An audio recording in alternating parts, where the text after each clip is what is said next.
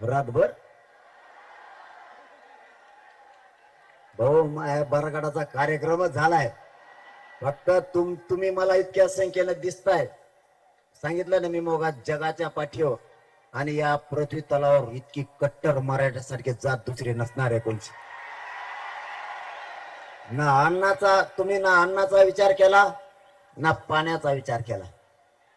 एकदा मी सरकारला सांगितलं होतं मराठी जात इतकी बेकार आहे, येईने जर एकदा मनावर घेतलं ना मुळ्या जाळशे सुट्टी ती. अन्नाचा विचार करीत नाही, पाण्याचा नाही. त्याची परिस्थिती आज आली. फडणवीस साहेबांनी शिंदे साहेबांनी समजून घ्यावं. त्या गायबाण्याच्या येवल्याच्या छगन भुजबळाच्या नादी लागू नये.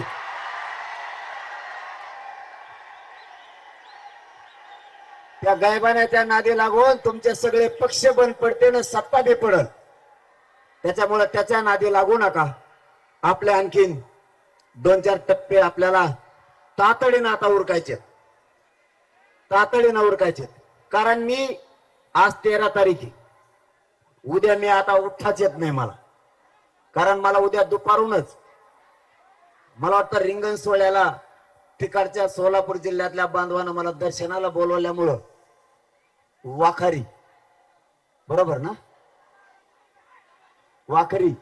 वाखरीला रिंगण सोहळ्याला दर्शनाला जायचंय. माऊलींच्या तुकोबारायांच्या, जगद्गुरु तुकोबारायांच्या, विठुरायांच्या, ज्ञानेश्वर माऊलींच्या दर्शनाला जायचंय. त्याच्यामुळं मला उद्या 12 वाजता निघायचं. हे का सांगतोय पुढे आल्यावर तुमच्या लक्षात येईल मला काय सांगायचं होतं.